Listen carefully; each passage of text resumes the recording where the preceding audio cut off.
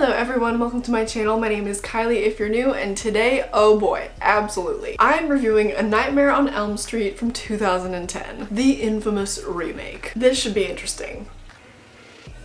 This movie received a 15%, a whopping 15% on Rotten Tomatoes, and here's a synopsis. Teenagers Nancy, Quentin, Chris, Jesse, and Dean are all neighborhood friends who begin having the same dream of a horribly disfigured man who wears a tattered sweater and a glove made of knives. The man, Freddy Krueger, terrorizes them in their dreams, and the only escape is to wake up. But when one of their number dies violently, the friends realize what happens in the dream world is real, and the only way to stay alive is to stay awake. As always, I will get into my fun facts and then get into the review. I do want to warn you guys, this is a spoiler-filled review. I usually don't give spoiler warnings in these videos because I just kind of assume that people have seen all the Nightmare movies, especially because the original is almost 40 years old and this is a remake of the original, so I feel like it's okay to give spoilers, you know what I mean? Let me get on to my fun facts. Freddy's sweater was knit by Judy Graham, who knit the original sweater from the original A Nightmare on Elm Street movie in 1984. For his big scene in the opening sequence, Kellen Lutz decided to not sleep for a couple of days to get into character. Jackie Earle Haley stepped into the shoes of Freddy Krueger, and initially he was apprehensive about taking this role. He says he was intimidated to play a character that he felt was already pretty much owned by another character, obviously Robert Englund. But at a Comic-Con festival, Robert Englund actually supported him playing Freddy after seeing his role in Watchmen in 2009. He actually gave him his personal blessing and is on record saying that the torch has been well passed. I have a bunch of fun facts about him actually, and when he was asked what got him in the mood to play Freddy, he said sitting in the makeup chair for 3 hours. After that, you feel like you could kill someone. He also had to wear contact lenses as Freddy. One of them was bloody and one of them was cloudy, making it actually really difficult for the actor to see. And my last fun fact for him, Jackie Earle Haley is actually only 5'6", so he was shorter than all the other adults in the film except for Rooney Mara, who played Nancy. So they had to use various techniques to make him look taller. The producer, Brad Fuller, has stated that even though this film was very financially successful, the phones didn't ring at Platinum Dunes for the next 2 years because of the backlash they received from fans and critics. He admits this film was handled poorly and it was a backstep for the company. They didn't make another film until The Purge in 2013. And because of this, they plan to never make a remake of a horror movie ever again. The script went through 15 different drafts, and apparently one of the writers said that in the end he couldn't even recognize where his contributions were in the script. The Elm Street sign is seen twice in the film, but the words Elm Street are never said. When Nancy is looking for information on the other children from her class, she comes across a video of someone who blogged their experiences. This actor is actually Aaron Yu, who plays Chewie in the 2009 remake of Friday the 13th. The Elm Street home was filmed on an actual Elm Street in Barrington, Illinois. Jackie Earle Haley and Rooney Mara actually signed up to work on multiple films. Haley's contract was for 3 films and Mara's was for 2. But it's about 10 years later and there is not a peep about a sequel happening. There is also no indication that a sequel will ever happen. And finally, this film is listed on Robert Eggers' most hated list. Oh, I forgot to mention in the beginning of this video, I know I'm skipping Freddy vs. Jason. I know that. I already reviewed that movie though a couple of months ago. I know it would have been beneficial to revisit it for this video, but I have just been so swamped lately, I thought I would just skip ahead. Had it been free somewhere to watch, I probably would have, but it wasn't, and I just didn't want to rent it again. So anyways, here we are, jumping into the review. I'm gonna start with all the things that I liked about it, and then I will do a section on things that I didn't like about it. Okay, I'm gonna start with the opening scene and with Kellen Lutz.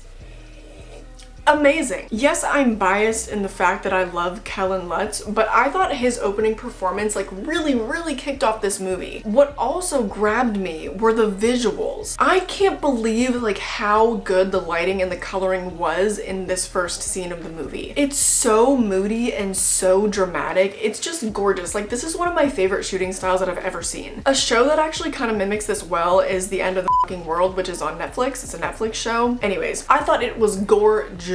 Also, the way that dreams are shown in this movie, I think it's excellent. When he gets up and he's stumbling and he's walking around the kitchen, you can tell his vision, he doesn't really have peripherals. It's all kind of warped and he can only really see what's right in front of him. That's so accurate to actual dreaming. When you dream, you don't really have peripheral vision like that. Everything is very narrow and you can only really focus on one thing at a time when you're dreaming. So the accuracy, I was like, wow, I'm such a sucker for a well-colored movie. I just think it looks so good. I can't get over it, how good that opening scene was. And then that style was not mimicked throughout the rest of the movie, and I'm like, Why would you do this? Why would you fumble the bag in this way? You've proven to us you can make a gorgeous looking scene. Why is it not consistent? Why is that the only scene that we get of that? Anyways, sorry, more good things. Connie Britton is in this movie. She plays the mom in American Horror Story season 1 and 8. She makes an appearance in Apocalypse. She's so talented. I can't believe that they got her for this movie, but I love the fact that she was there. Her performance definitely helps to carry this movie. I think that her seriousness definitely was a benefit for this movie. And it kind of helps pick it up in ways that it would otherwise be lacking in. But the girl that carried this movie for me is Chris Cassidy.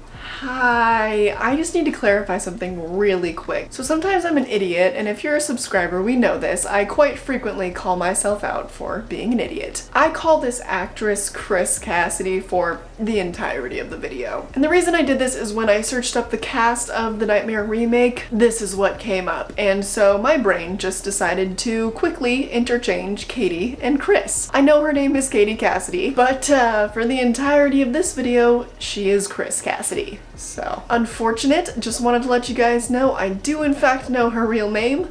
Alright, bye. For the entire first act of this movie, she is the main character. I would also actually like to argue that she is just the main character, period, but it's obviously not true because we have Nancy. Whatever. Her performance was genuinely amazing, and I'm confused why she was not the main character, why she was the one to get killed off, why she wasn't the lead. I firmly believe that she and Kellen should have been the 2 stars of this movie. But Kellen dies in the first scene, and then she dies when the first act ends. Because honestly, Chris Cassidy is more talented than Rooney Mara. Oops. And the saddest part is that she's totally dropped off. Like, what has she done in horror since this movie? Seriously, where is she? She's only 33 years old right now. That means she could still play a teenager on Riverdale. Jokes. Maybe she's still collecting royalty checks from this movie and decided she was done after all the backlash. I don't know. But she could have been like the next Scream Queen, in my opinion. I loved her performance. But her death scene, her death scene did her so much injustice. It was supposed to be a callback to Tina's death from the original Nightmare on Elm Street movie, you know, where she gets sucked up to the ceiling or whatever and dies. But they made it so ridiculous. And for majority of this movie, the tone is extremely serious, and then her death scene happened. It was very ludicrous. She was just being thrown around the room like a rag doll. It was very weird, made me stop suspending my disbelief, and it totally took me out of the movie. I was like, this is weird. But anyways, I could really just go on and on about her performance and Kellen and how much I wish they were the leads. Another thing that I liked that was sort of a callback to the original, but like not really because it was an original element of this movie, is the fact that they go into the science of dreaming and like the science of what happens when you stay awake for too long. They talked about micronaps and how your brain induces itself into a coma if you've been awake for too long. I love that. That kind of filled in some of the gaps for me and made more sense as to why Freddy would keep them awake for a while so that when they did fall asleep, they would never wake up again. That made infinitely more sense. That was such a good plot point that was like filled in this movie. Not much to say there, just a very relevant, good plot point. Now I think I'm going to move on to Jackie Earle Haley as Freddy Krueger. Some of you are about to be real mad at me, but it must be said. This was the scariest version of Freddy Krueger.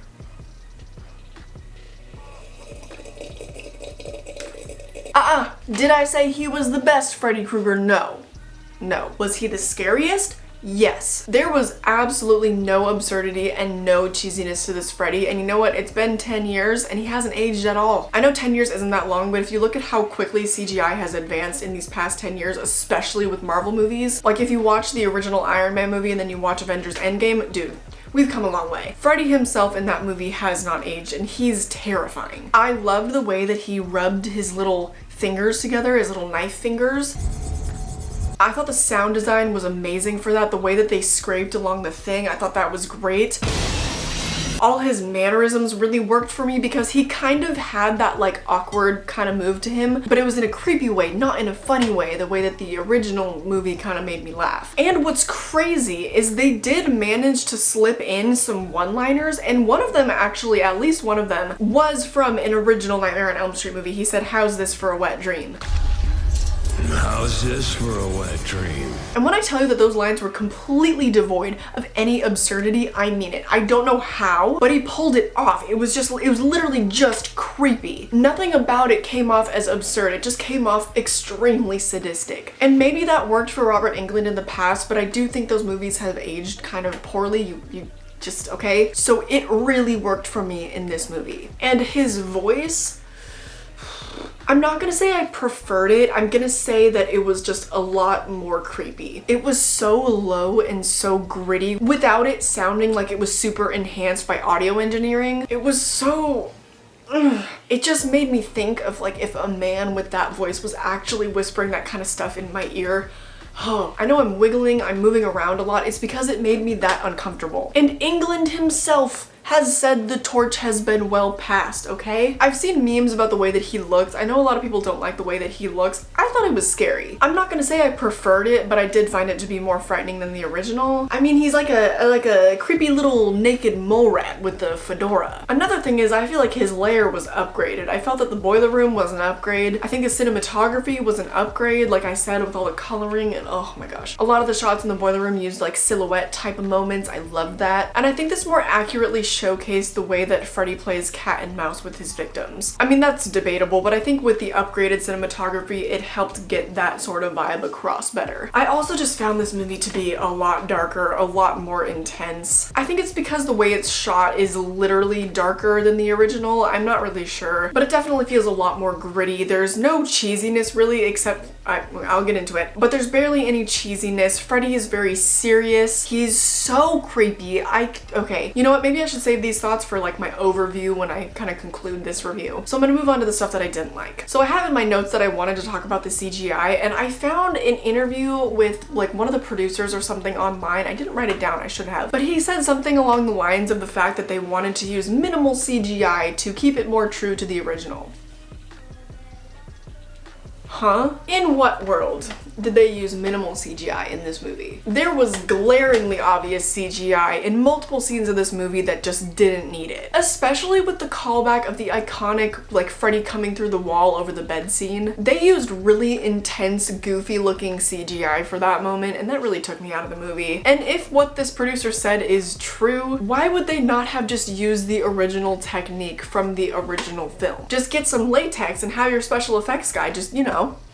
But then again, CGI is cheaper and probably faster. And then the callback with the classroom, I liked it because I thought that Chris Cassidy's performance was really good in that scene, but it was also just a CGI clusterfuck. Luckily, since 2010, CGI has gotten better, but it just, I mean, in horror movies, sometimes it really doesn't work, and this is a prime example of it. The worst moment would have to be literally the very last 2 seconds of the movie when Nancy's mom gets her eyes clawed out from behind and she gets sucked into the mirror. Looked terrible. Anyways, moving on. I want to move on to the plot point of Quentin and Nancy thinking that Freddy is coming after them because they lied about him molesting them. Weird plot point, you guys. Very strange. I'm gonna touch on this briefly. It's a touchy subject. I don't want to get into it. But here's the thing. Children don't know what it means to be touched like that. They have no concept of the implications of what they're going through or like what this adult is doing to them. So especially if they're emotionally distressed when they're telling an adult about something like that happened to them, they're telling the truth. Like, it's pretty easy to tell when a 5-year-old is lying. So that was a weird moment. I was like, this dude is evil enough to transcend death and come after these kids, and they think he's coming after them because they lied? If he was that evil, I would definitely assume he was evil enough to touch me inappropriately when I was a child. Weird moment, uncomfy subject, moving on. I didn't like the romance between Quentin and Nancy. I don't have anything against those actors. I'm actually a fan of Kyle Gallner, who played Quentin, but seriously, dude, they lacked chemistry, and that romantic subplot was not necessary. Because nothing about this movie was romantic, and nothing about the movie was enhanced because of their romance. And also, as I mentioned earlier and got very excited about, I wish that we were not following these two characters. They were the least interesting characters to me. I wanted to follow Kellen and Chris. I already said that, never mind. And lastly, I sort of already touched on this, but I just wish that the rest of the movie could have been as strong as its first act. Honestly, it's so unfortunate that as soon as Nancy became the main character, my interest level dropped, but it is what it is. That does it for my negative opinions, so we're just gonna get into my general thoughts about the movie to finish this up. I literally grab this anytime I think I'm gonna say something slightly controversial. But you guys, this movie is not that bad.